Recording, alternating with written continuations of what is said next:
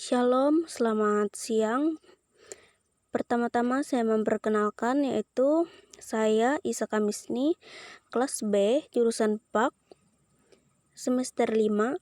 Di sini kita membahas tentang model pembelajaran PAK yang dipimpin oleh dosen pengampu kita, yaitu Matius Timanginting, MPDK. Lanjut. Di sini kami dari kelompok 2 yang beranggotakan Paskadianto, Genokan, Herlina, Isa Kamisni yaitu saya sendiri, Krisnova, Mega Frasesti, dan Eunike Apriani. Di sini kami membahas tentang model pembelajaran saintifik. Pengertian dari pendekatan saintifik. Pendekatan saintifik diperkenalkan pertama kali dalam dunia pendidikan, yaitu di Amerika, sejak abad ke-19 sebagai penekanan pada metode laboratorium formalistik yang mengarah pada fakta ilmiah. Hodgson 1996. Pendekatan juga dikenal dengan pendekatan ilmiah. Menurut Sani 2014.251, metode ilmiah pada umumnya dilandasi dengan pemaparan data yang diperoleh melalui pengamatan atau percobaan. Oleh sebab itu, percobaan dapat diganti dengan kegiatan memperoleh informasi dari berbagai sumber. Menurut Hodgson, pendekatan saintifik adalah proses pembelajaran yang dirancang sedemikian rupa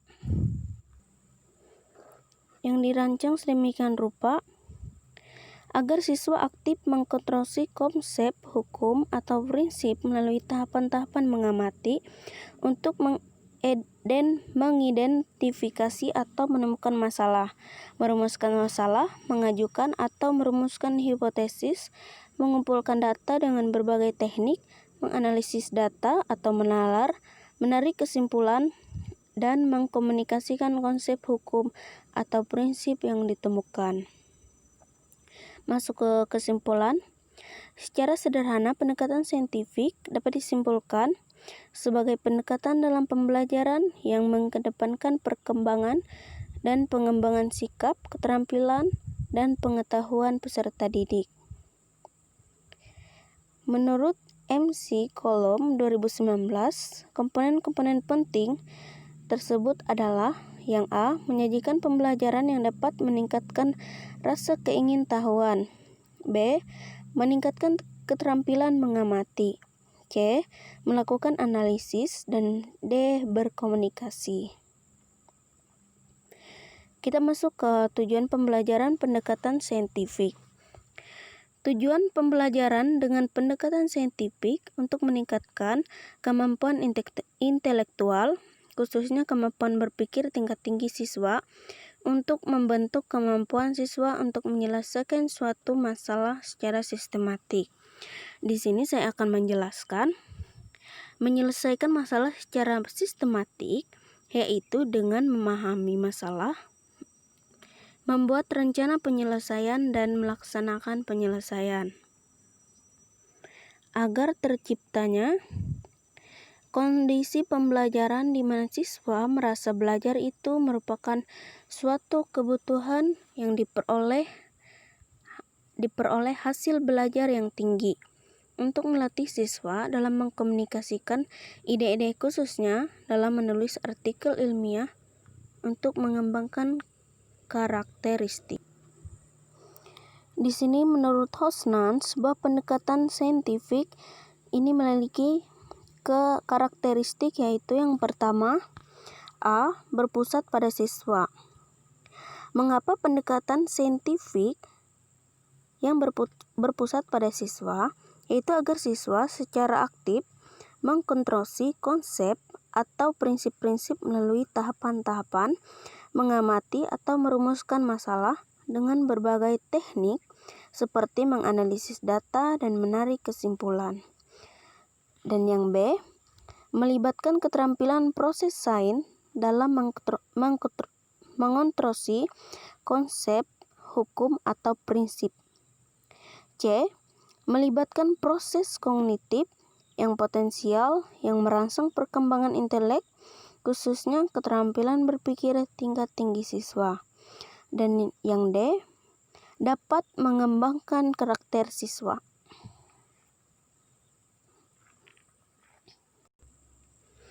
Sedangkan untuk karakteristik dari pendekatan saintifik dalam proses pembelajaran adalah A.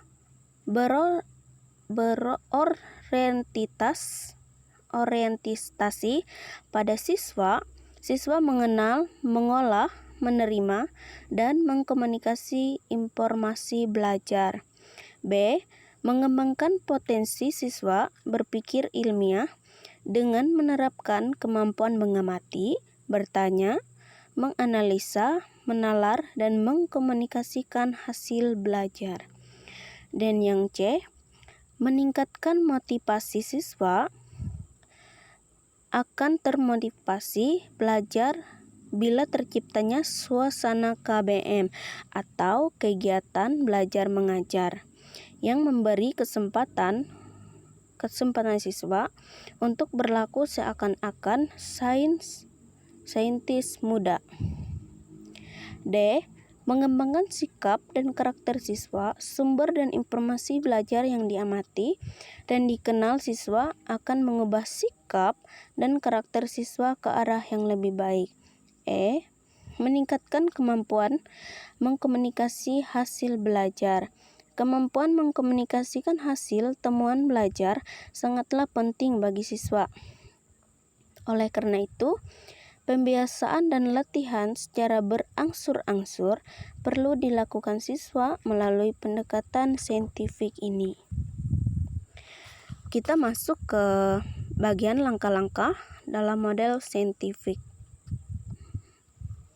Yang pertama yaitu mengamati atau observing. Peserta didik menggunakan panca inderanya untuk mengamati fenomena yang relevan dengan apa yang dipelajari. Di sini saya akan misalkan contohnya mengamati ini yaitu pendekatan saintifik.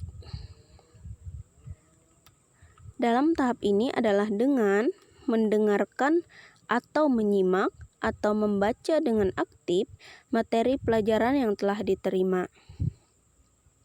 Kita masuk lagi ke bagian kedua yaitu menanya atau question toning.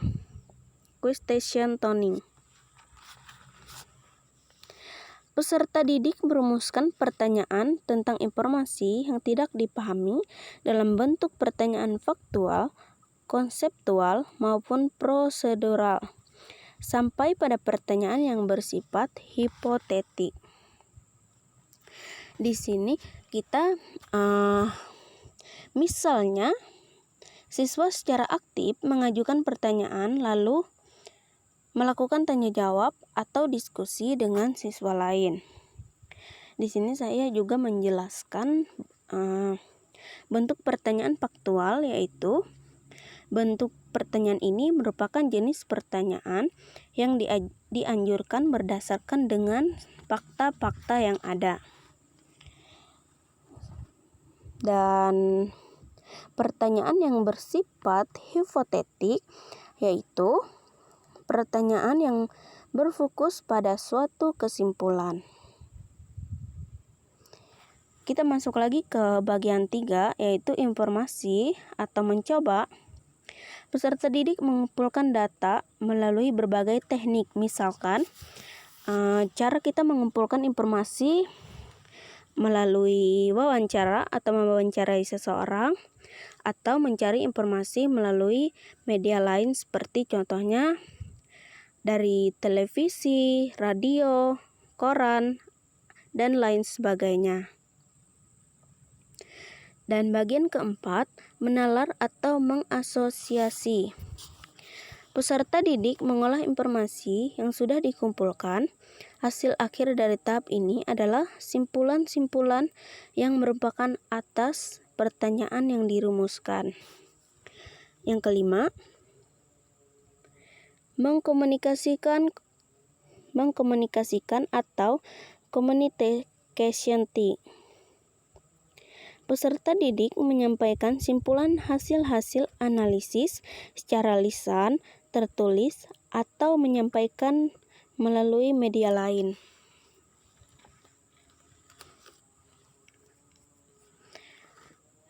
Model-model pembelajaran dalam penerapan saintifik. Yang pertama atau A, menyikap atau menemukan. Metode inquiry adalah suatu tindakan dalam mencari kebenaran, keterangan, atau pengetahuan tentang suatu hal untuk mendapatkan informasi atau pemahaman. B. Penyelesaian masalah, problem solving. Penyelesaian masalah atau problem solving adalah cara mengajar yang dilakukan dengan cara melatih para murid menghadapi berbagai masalah untuk dipecahkan sendiri atau secara bersama-sama. Dan C. Pembelajaran berbasis masalah, problem-based learning. Sebuah model pembelajaran yang di dalamnya melibatkan siswa untuk berusaha memecahkan masalah dengan melalui beberapa tahap metode ilmiah, sehingga siswa diharapkan mampu mempelajari pengetahuan yang berkaitan dengan masalah tersebut, dan sekaligus siswa diharapkan akan memiliki keterampilan dalam memecahkan masalah. Kita masuk di bagian D, pembelajaran berbasis proyek. Pembelajaran berbasis proyek adalah metode pembelajaran yang menggunakan proyek atau kegiatan sebagai media. Peserta didik melakukan eksplorasi, penilaian, interpretasi, sintesis, dan informasi untuk menghasilkan berbagai hasil belajar. Di sini saya akan menjelaskan kegiatan pembelajaran yang berbasis proyek ini dengan melakukan eksplorasi atau kegiatan untuk memperoleh pengalaman-pengalaman baru dari situasi yang baru juga.